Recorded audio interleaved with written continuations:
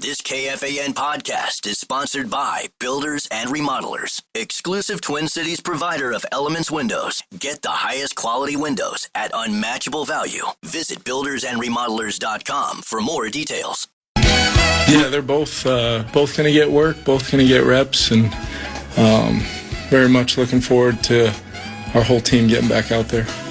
Tweet that. Excuse me? Excuse me?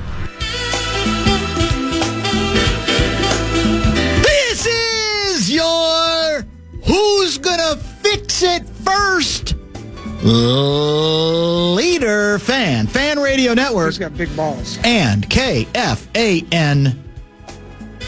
2 minutes and 8 seconds past the hour, 3 o'clock Central Daylight Time. We welcome you back. It is the midweek edition, Wednesday production of the Bumper to Bumper program on another fairly dark, dank, moist Wednesday afternoon here in the Twin Cities of Minneapolis and St. Paul. My name is Dan Barreiro, host of the program. Guardsy produces, and we have a power-packed broadcast for you today on what we like to affectionately call the afternoon aardvark.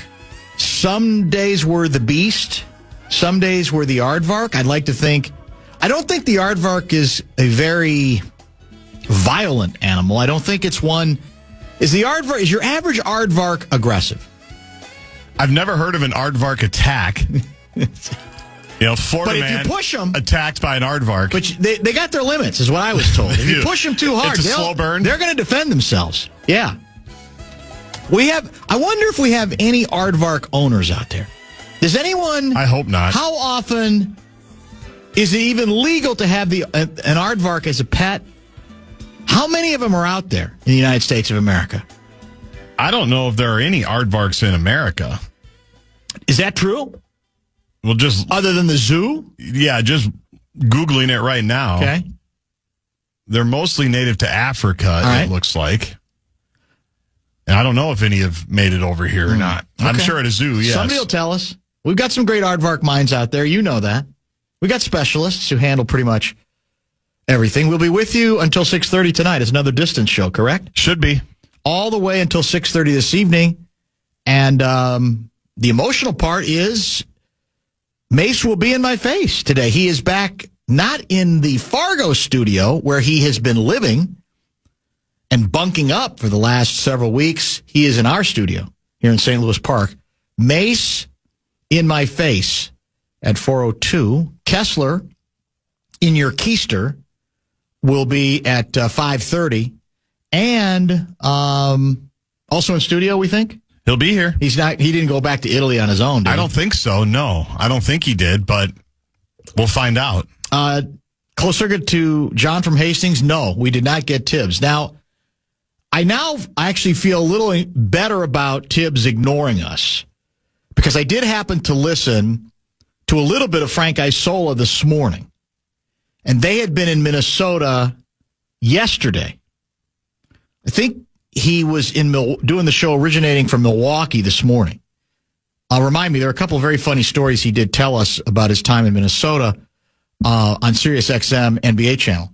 But I did hear him long enough to find out that Isola was also aware that Tibbs was at practice yesterday when they were, recording several interviews. And similarly, Tibbs ignored Isola. Now, there is no bigger Tibbs fan in America, including me, than Frank Isola. Interesting. So to that extent, I guess that's just Tibbs. He just wants to, when he wants to isolate and leave the Jackals alone or be left alone, at least he's consistent with it. So I actually felt better about being ignored yesterday because he apparently also ignored his guy, Frank Isola. Okay. So whatever he could text you both back.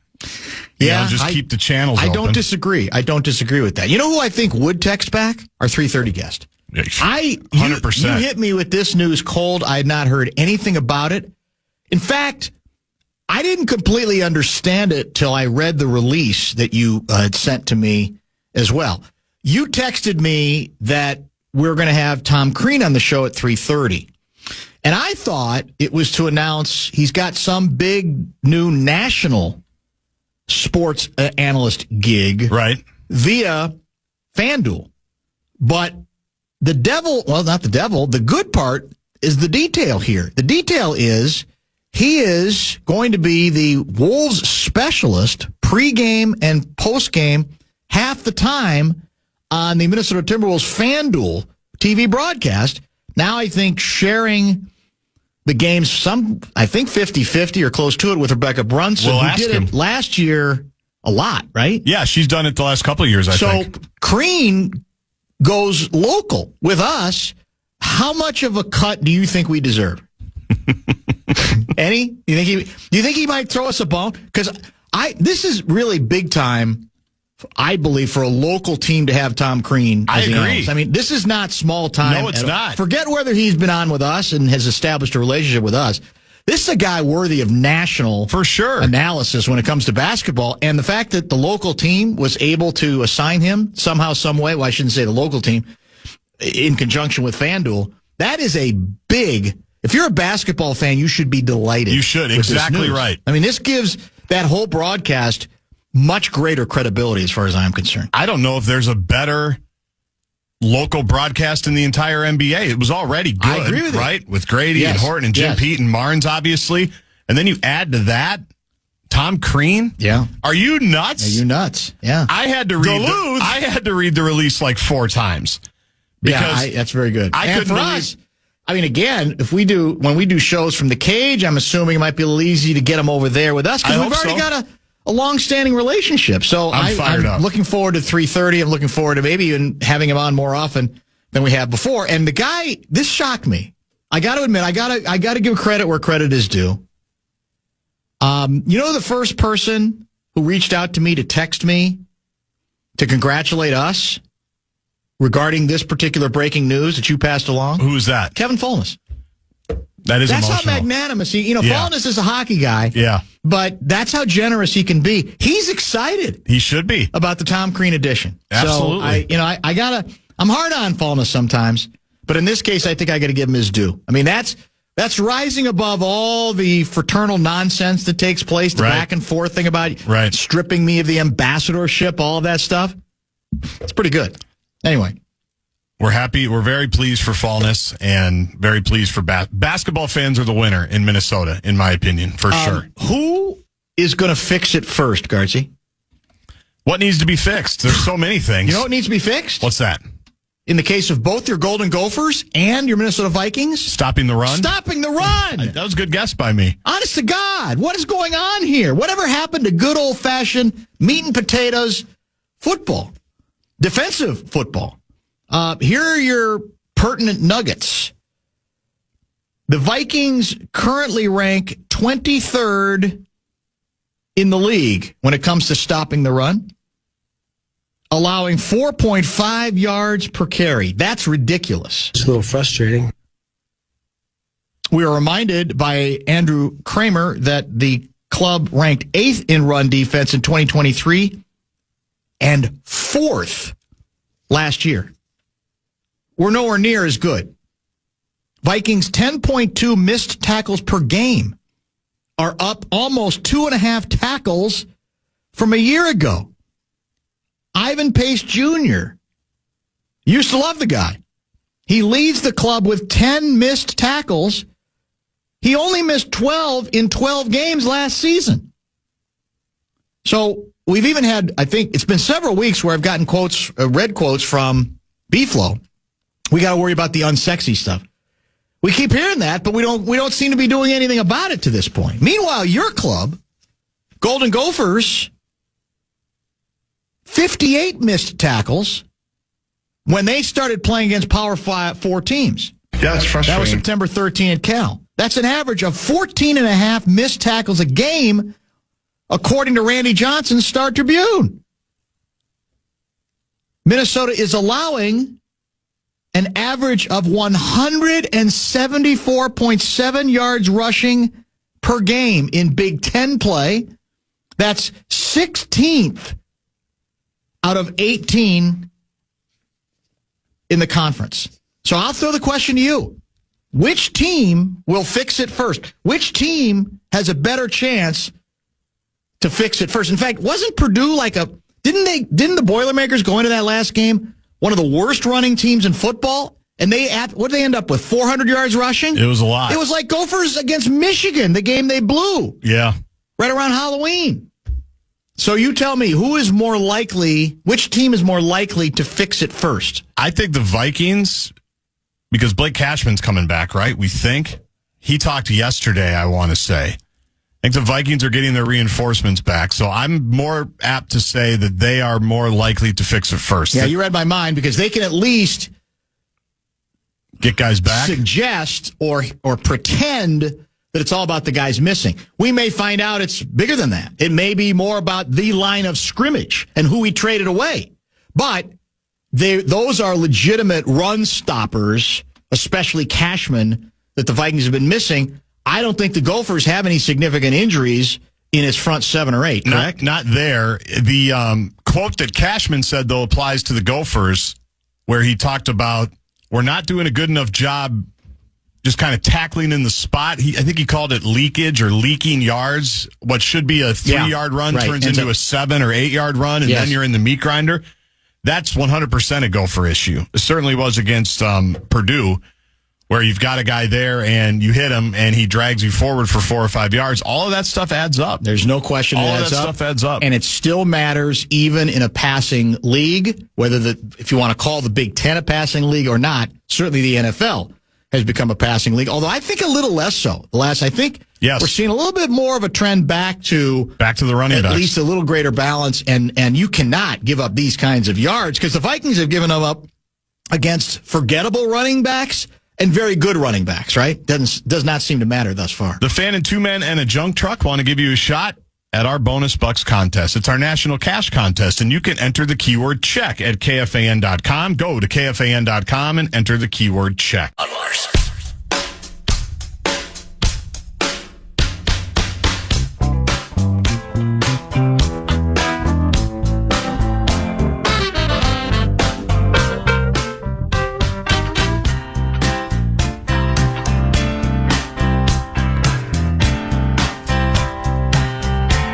John from Plymouth, are they not coaching wrap-up tackles anymore?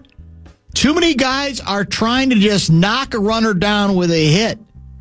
My 2 cents drives me insane. That's John, the Olympian from Plymouth. Well, some people think they offer that theory. Others say too many defensive players get obsessed with the peanut effect, punching the ball out because it's such a...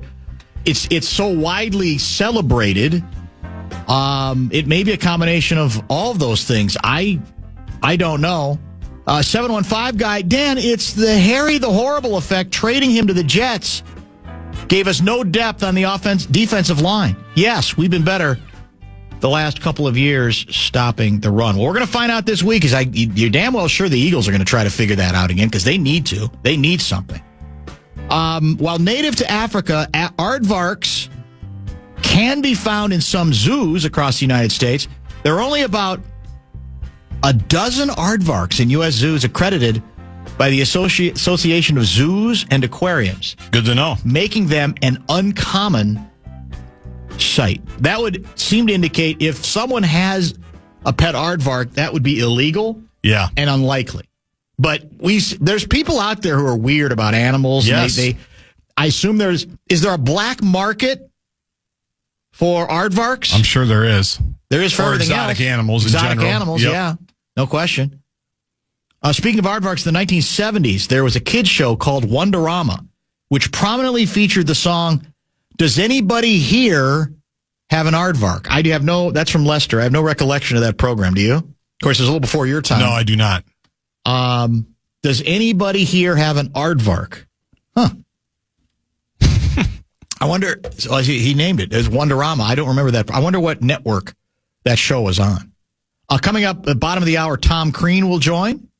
And Kessler at 5:30, and in between, Mace in your face, allegedly expected in studio. So I mentioned Isola, who I was having some fun with it yesterday about would he get back to me, which he ultimately did.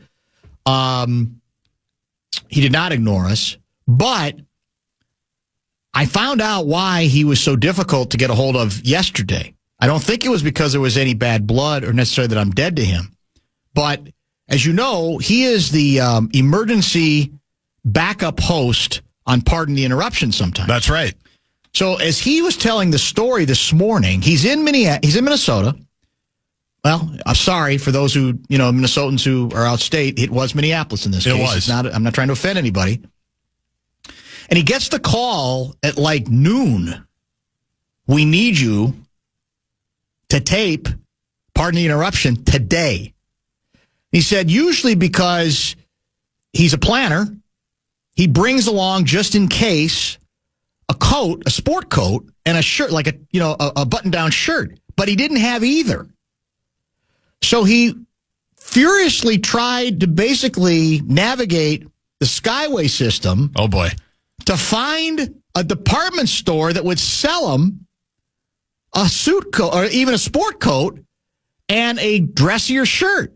And he said, I couldn't find any stores that even existed anymore, which is, of course, relatively speaking, true compared to what it once was. Guess where he ended up finding a suitable, at least for that day, sport coat and dress shirt. He's in downtown Minneapolis? Correct. I'm going to say the Target on Nicollet. You nailed it. Very good. You sound scared. You're not going to believe where I ended up. Target. It's right there for you. He said it was great. He said the shirt actually didn't fit him, but he said it was close enough where you weren't going to notice because he's sitting down. Yep. But, because we have... So what is left? Are there any department stores left in downtown Minneapolis? I'm sure there are. I don't know off the top of my head. People that live down there can probably let us know. I'm sure we have a couple. Macy's? I think that's Is Macy's still there? Yeah. Well, how did he not find Macy's? He probably didn't look too hard. Yeah, he might didn't look very hard. People that aren't used to the Skyways, and they probably don't know exactly how it all works. Yeah. Well, he probably saved himself some money anyway. Right? Absolutely. Go to Target. The shirt that I get the most compliments on. Now, again, that's a low bar. Because, I wore a flannel shirt to Gopher practice last week. Did you really? Was it one of those fashionable flannels? Well, I don't know if it's fashionable or not, but it just didn't have a logo on it, right? Okay. Because my wardrobe basically consists of logoed polos, hoodies, I'm not that zip different. ups. Yeah. Today I'm wearing a Minnetonka Under Armour thermal shirt type thing, and you wouldn't believe the comments I got from the Gopher coaching staff because it was so out of character for me to not be wearing just a sweatshirt that says KFAN or something. They're not that fancy. They're not either. That's okay. the bit. That's why I had to fight back a little bit. These are the guys that are going to chirp me about my wardrobe. But the number one shirt that I get compliments on, where people say, I really like that shirt. Costco? Walmart, $9.99. There you go. The Florida Walmart, because I had to go. I was going to Mace's buddy's place, Fleming's, and I needed a nice shirt. Didn't really have one. Went to Walmart, $9.99, a little Ben Hogan polo. And people love the shirt. So did you find it in a Walmart in Florida? In Florida. Okay, next to our hotel. Yeah. Huh, interesting. So you can get good clothes anywhere is the point. John, the Olympian from Plymouth, thanks for the shout-out, Dan. I'm available in February if you need any curling commentary. LOL. I have a good show. Wonderama. Was that Schusty? Yes. Oh, that's my exactly. goodness. It's John the Olympian. I love it. Wonderama was syndicated and shown locally on Channel 11. When it was Metro Media 11 and was not a network affiliate. Yeah, it shows you how up on top of it we are. 612 guy says Macy's closed in 2017. I don't think, well, again, we have people who live downtown. Yeah. Let us know what clothing stores are left in downtown Minneapolis, out of curiosity. Do you remember Bellison's? No.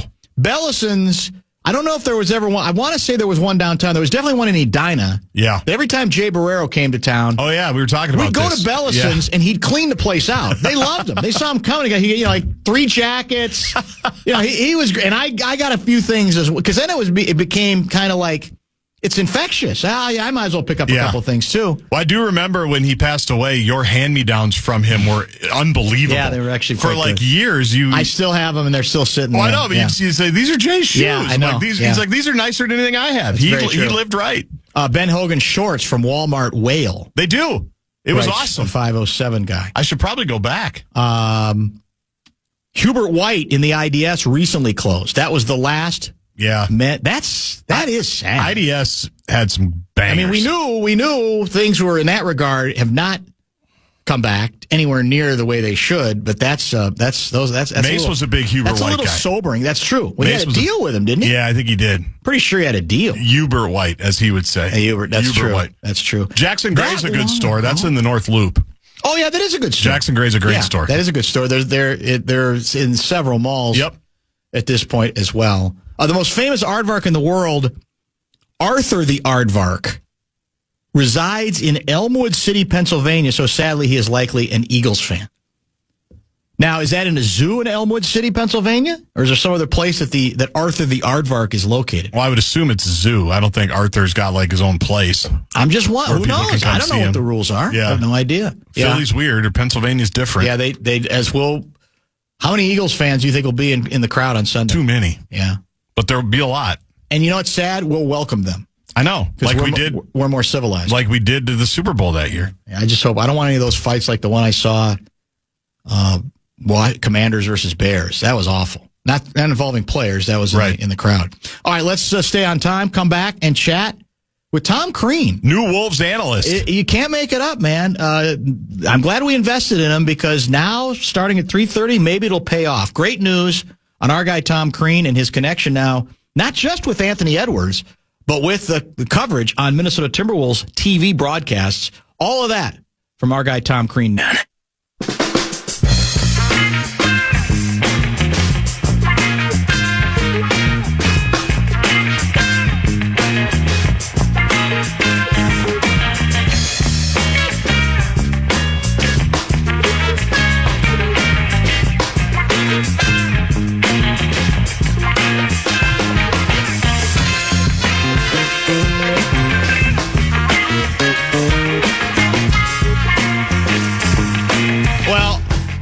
You know this show, we're always very understated and what's the word for it? Self-deprecating to a fault.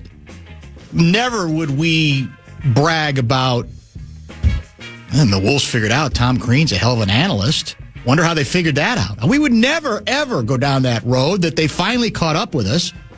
But we're glad to be joined with that big announcement made earlier today by Tom Crean himself on the Connecticut Water Systems Hotline. Congratulations. I appreciate it. I like you're not taking credit, but you're taking credit. I like that. Deservedly so. You know, I learned that from You've given coaches. me a heck of an opportunity to be on your show, so I appreciate that. Not only have we given you a great opportunity, you have grabbed it like very few people before, and we love every minute of it, and we appreciate all the time you have given us, so we're obviously having some fun. But tell me how this came together. We should remind folks who don't know that FanDuel announced today that Tom will be pregame and postgame doing analysis on a number of Timberwolves games for the upcoming regular season, which is now right around the corner. So how did this thing come together? How recent is it, and how do you feel about it? I think it's about 9-10 days old, to be honest with you. Okay. It all came up last week, and it came up from my agent. I have an agent named Nick Lapinto who's with Sandy Montag of the Montag Group, and he had relationships with a gentleman named Larry Holm. Now, the whole situation is a lot of the people that are at FanDuel now had been at ESPN. Okay. And I know some of those people, and certainly I knew a lot of the names. Like North is really running the show now at FanDuel. But long story short, I got a call last week from Nick and said that he had brought it up to Larry Holm and another gentleman to see if they would have interest in me being a part of it, and then he would check to see if I did. And I said, absolutely, I would, because right now I have a contract with ESPN. I have one with NBC, which is relatively new this year, even though I did a couple games with them last year. And then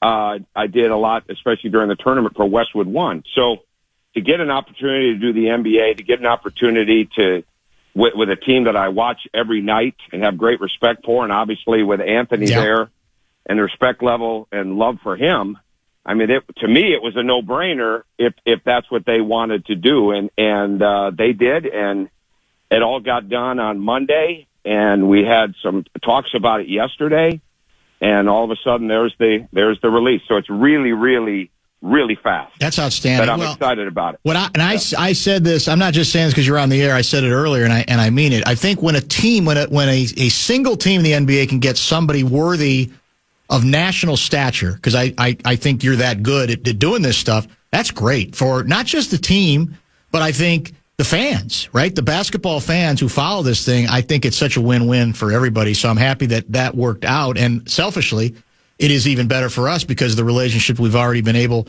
to establish. So give me a little sense of, are you going to be here for some games, other studio? How's that going to work in terms of your location? Do you know yet?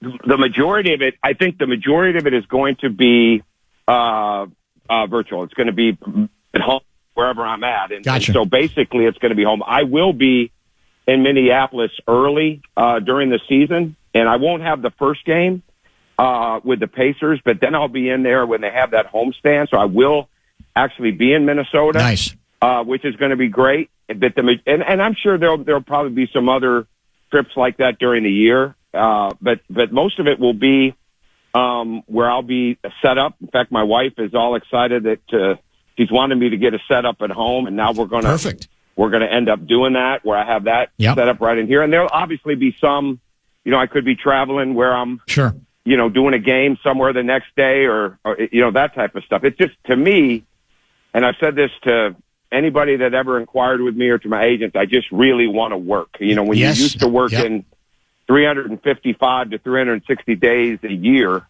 and even when you're not working, you're not really shutting it off. I mean, it's really, really hard to get used to that. And I never wanted to get used to that. So the more opportunities that I have that I can be doing things, whether it's home, whether it's travel, and it's certainly something as important as the NBA and the Minnesota Timberwolves and that whole program. I mean, it's just, I'm excited about it. That's outstanding. It'll be fun, but I'm looking forward to getting to Minnesota in a few weeks, though. Yeah, we'll try, and we'll see if we can arrange a dinner or to meet in person. That'd be great to do at some point as well. Sure. So are you basically splitting the games with Rebecca Brunson then? Is it like 41-41, or is it a little more unofficial than that, or do you know yet? Well, I think the majority of it is going to be the home games. Okay, and I think there's a different format for the road games. Now, I say that, and I'm not 100% fair enough certain on that. But I think, and then I don't think it includes if it's an NBC, a national Peacock, game, right? Sure, ESPN game. Yep. But I think that is the plan on the split, and hopefully, my schedule. It's not always set as quick. With studio games get set fairly quick, but studio times are not always set as quick. So there'll be some adjustments we'll have to make, but I'm really looking forward to it. I mean, I've watched all their exhibitions already. I mean, certainly saw everything last year, sure. And it's just it's fun to pay attention to it, and I'm so excited about what he's doing and how he's improved this summer and the work that he's put in. And I love hearing what the players are saying about him. Naz Reid talking about his maturity level and how it's different. And I know the work that Anthony put in with the conditioning. We talked about this before. I mean, right away, it wasn't, he was training on stadium steps and things like that less than 2 weeks after the season ended last year, or this past season. Sure. And I know he's excited about the mid post. I know he's excited about developing more contact. He's got to get fouled more. I heard Chris Finch say that today on a show on NBA radio with Frank and Brian Scalabrine, that it's important for him to have some shots that he can go to, that he can get in pressure situations, that he can get fouled. And I think he's listened loud and clear to that, and I think he's put a lot of work into that. All right, let's stay with Anthony for a second now that you brought him up. I want to cover a lot of ground if we can, but let's start there or continue there.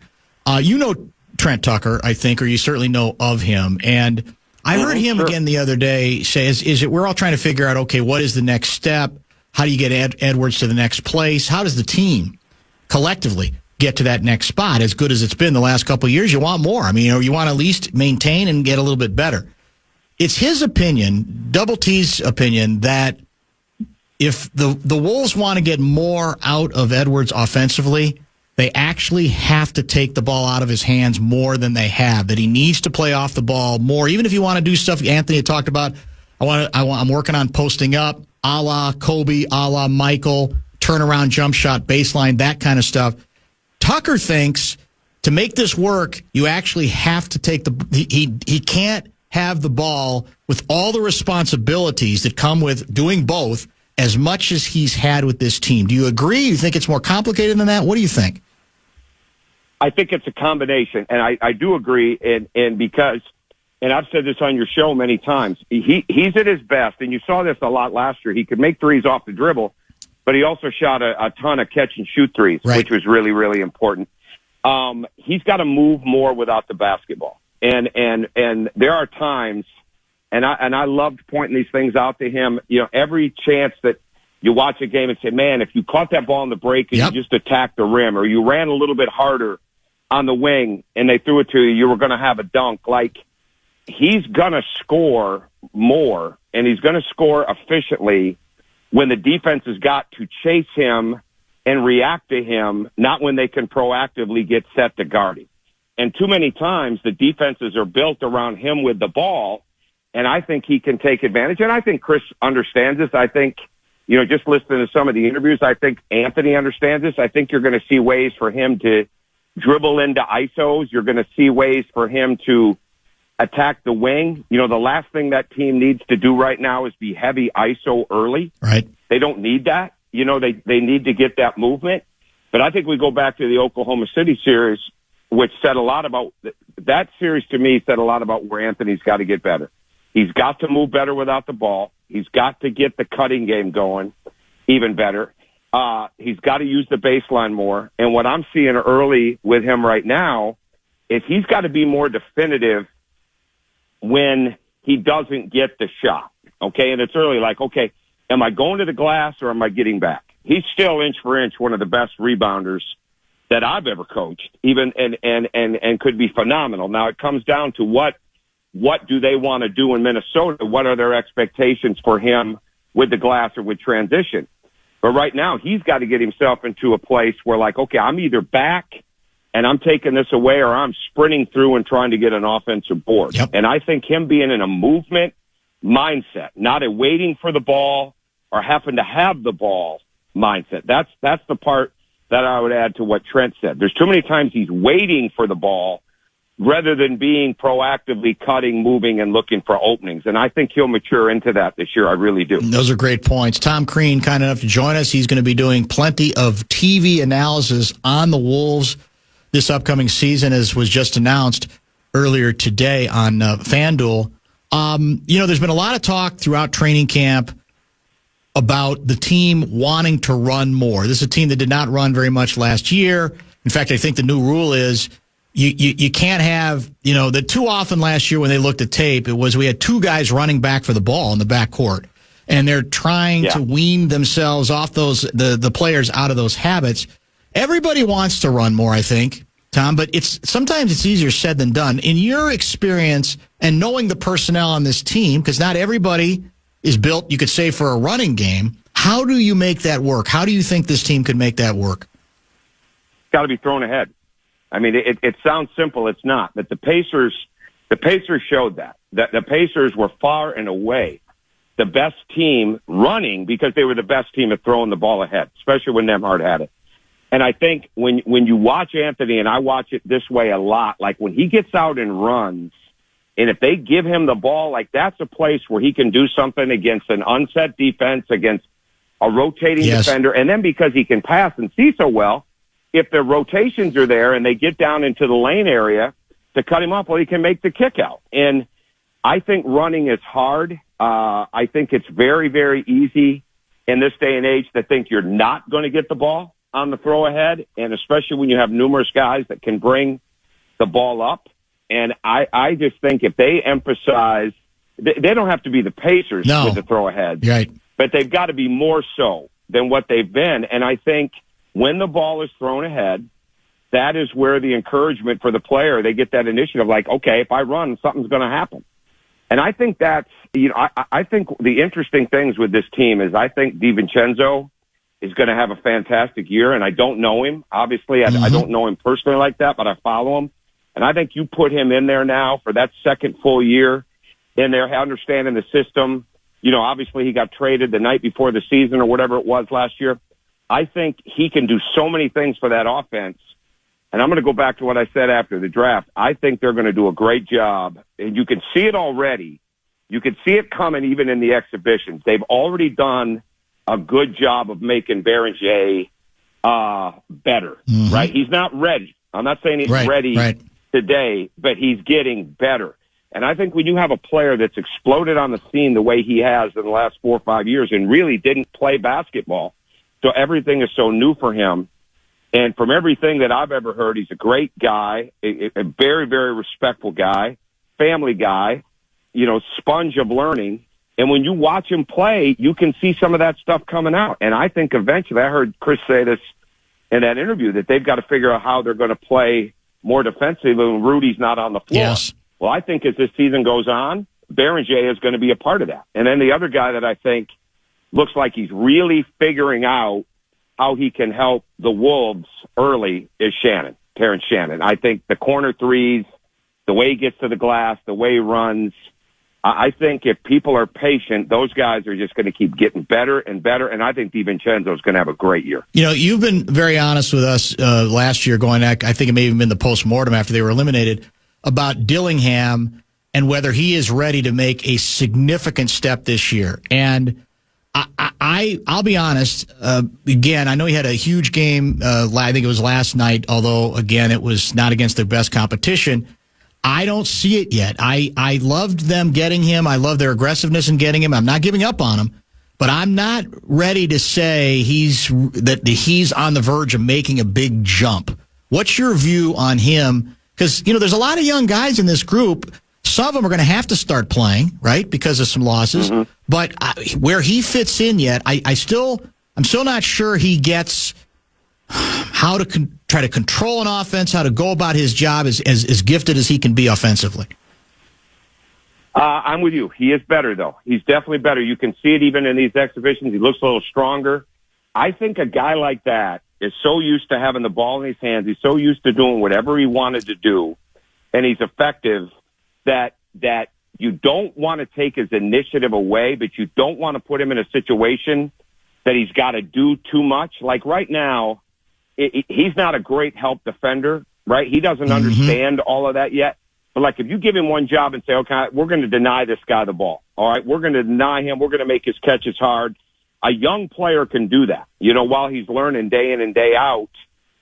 Then you don't get ISO'd as much, and then you don't get put in those screening situations where people are just trying to attack and tag you. I think the biggest thing to me, watching him and watching him since he was a 10th grader in high school, is he does not see the floor the way that he needs to. He misses too many. He sees the rim, yes, but he doesn't always see the floor. Mm-hmm. And I think there's a big, big difference. Anthony was like that in a lot of ways. Anthony really saw the rim, but he could attack it. But when you force somebody, we only haven't had him a year, obviously, and we worked hard at it, but he's gotten so much better at it while he's been in the pros, is that you got to teach somebody to really see the floor. They got to see the weak side of the floor, the other side of the floor, when they're on the side. And, there's numerous times that Dillingham recognizes where the help is too late, especially, and some of that's maturity. Yes. But some of that is you're looking for your shot rather than looking for where the opening and looking for what the game is giving you. But they are doing a good job with him. I just think he's got to continue to understand, Chris made a point about Anthony wants to hit home runs and he needs to hit more doubles and singles. Yeah. So there's no doubt about that. I think Dillingham needs to understand I can be way better if I'm hitting singles and an occasional double, and that will help me with this team. And then I think he gets confidence, and then I think he gives the coaches confidence. But he is getting better. He's way better defensively than what he was in college. There's no doubt about that. He's definitely stronger. He's always been slight but quick. But I think that vision, Dan, I think the vision part of it and seeing the floor is the next big step to him offensively.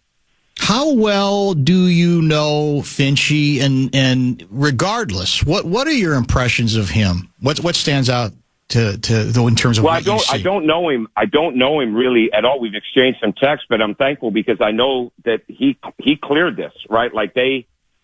He was good with me coming in there, which was good because this all moved so fast. And they told me that. So I felt really good about that. And I think he's outstanding. I mean, I really do. I mean, I think he's got a presence. I think he built the relationship with Anthony to where there were some hard days early on, especially, and it was all weathered. And Anthony understood that he had his best interests in mind and what he was pushing him on, and that he wanted him to be really successful, and that he knew there was greatness in him. So that's the whole key with young players. They'll take it if they really believe that you see that greatness that they need to have. Now, the selfish ones and the ones that are in college that are about the money and about the numbers and all those things, yeah, those guys are tough to coach. But if a guy really believes that you see greatness in him, and I think that's exactly what Chris Finch has gotten across to Anthony, then you have you build a really, really good relationship. And a really good relationship is not agreeing on everything. A really good relationship is not being happy every day. A really good relationship is where you're being driven to be as good as you can possibly be. And I think Chris does that.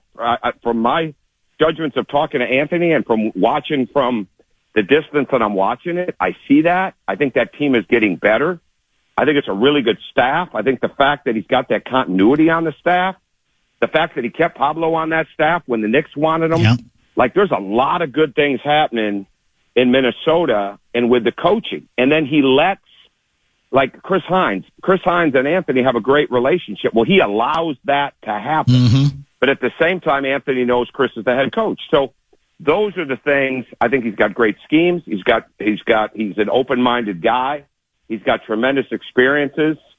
And when you come up the hard way in basketball like he has, you don't take any of it for granted. And I don't look at him and think he's ever taken any of the successes they have in Minnesota for granted one bit. And I think we'll see that this year. I think he will drive you to be better. You know, he does not accept BS and he does not accept lackadaisical effort, and he coaches you through it, but he also understands how to deal with people. Two last items. A listener who's paying attention had a Dillingham question on the basis of what we were talking about. He writes this: Dillingham will never be a pure point guard. He's better off being a scorer off the bench, similar to Jamal Crawford. In the short term, could he be a 10-minute a game voltage guy who you just say go score, or is that unrealistic the way the game is played today? Yeah, I don't think I'd put that in his head. I really don't. I think the scoring, I like the idea, and I understand what that man's saying, but I don't think that's what he needs. You know, he's not J.R. Smith. That's how the Nuggets did such a great job back in the day with George Karl when they put J.R. Smith in there and he changed the dynamic of the game with his scoring. See, I think Dillingham can change the dynamic of the game with his speed. I think he can change it with picking the ball up full court. I think he can change it with trying to deny people. I think he can change the tempo of the game, and his scoring will be a part of it. But he's got to be a distributor, because the first time that it's all about him scoring the ball and you've got Terrence Shannon open, or let's say Ant is in there, or let's say Naz is open for a three, that is not going to fly. I think the most important thing for Dillingham is to continue to learn and understand the game and learn that his scoring and his shooting come from the flow of the game, not just because he's wired to be a scorer, if that makes sense. And then I think he'll score more points. It's really a lot of the maturation of Anthony. You know, the more Anthony passed the ball, the more Anthony moved the ball, the better Anthony's shot selection became, the more it came back to him. And now he can do numerous things, right? And they're different players, but every young player goes through that process, and it's the ones that understand it the best that if the other guys are impacted, that is going to impact me. And I just think because of his body, they've got to find some different ways to get the most out of him while he's growing. That's fair. I've saved the best for last. How about our Indiana football Hoosiers? I think I've established I'm a graduate from many, many years ago. It's 1970, when I graduated, 77, I think. You spent plenty of time there. You know that town well. You know the football struggles largely over the decades. What the hell is going on with your guy, Signetti? Well, I worked with him a long time ago. I don't know if I mentioned this on your show, but he was the recruiting coordinator at Pitt under Johnny Majors, and I was assistant for Ralph Willard before I went to Michigan State. So we interacted back then. And I mean, you could see then the way he approached recruiting, the way he approached organization, that like he was a business assassin now. Like he knew what he wanted to do even back then. I think the fact that how he's come up, obviously a coaching family with his dad and brother, but how he's come up where he went and had success, the things he's done, I think, is the levels have changed, especially with this one. He knew he didn't have to change how he coached. He didn't have to change how he evaluated, but he had to get into the mix. And that's probably why he took the Indiana job, because of the commitment that they made financially. Right. And I think the fact that he was able to bring in guys that were his own soldiers, you know, that could come in and help run his locker room, help be a big part of the meetings, not only be big parts of the team, but be big parts of that culture that he was trying to build. Probably that and the staff thing is probably the secrets to his success. But he has got, and I don't know him like that. Like, I haven't seen him in a long, long time. But, like, to have the continuity of the staff, to have those kind of players, to be able to have the money that they have now to be able to compete, says a lot about what Indiana's doing, too. And they've got the boosters. Certainly, there's a lot of money there. Yep. You know, Mark Cuban is a part of that. Yep. But they're not paying for average. You know, when you're going to invest that kind of money into that program, they're looking and say, wait, this guy's different. And I think he proves that every week. And to go in there and beat Oregon, because I think Dan Lanning's unbelievable. He's a good friend of mine from the times that we were at Georgia. So I love the guy. I think he's one of the best coaches around. And to go in there and win that game that way in that environment, and that was incredible. So I just think, again, when you watch football, like you don't ever see them beat themselves. And I think now their talent level has picked up so much, and they've got the schemes and they've got the belief that I don't think you can put any exclamation point on when it's going to be over for them. I mean, they're really, really good. And it's really fun to watch. It's fun to watch somebody that's come up like that. Yeah, absolutely. Because when you listen to his interviews, as you do, like you say, hey, this guy has really put a lot of time into this, but he doesn't feel like this is some lucky shot. Right, like he feels like he belongs, and he coaches that way. No question about that. Again, thanks for the time. We're looking forward to visiting as much as you'll let us visit with you. Congratulations on the new gig. And as I said, Wolves fans should be celebrating this every place, because you're going to bring a nice added piece to the analysis as a person who, as you said, I mean, you live this stuff, and you want to keep working it. And this will be a great opportunity for both ends. So thanks again, and we will hopefully talk soon. Thanks, Tom. Thank you. Thanks for having me. Absolutely. Appreciate you. Tom Crean, former college basketball coach at a number of places, including Georgia, where he coached Anthony Edwards for one season. And now we got a local angle with him beyond Anthony Edwards. He is going to be doing a number of games on the Timberwolves regional broadcast, I guess you could say, FanDuel broadcast, as a pregame and postgame analyst. Glenn Mason is not in Fargo.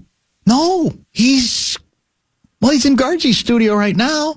He's going to join us next. And he's going to have to be the conscience of this show, because if it's up to me, the next hour, like 52 minutes of it might be Hoosier Hotline. So we'll have him try to talk me out of that and get to some good stuff with Mace next.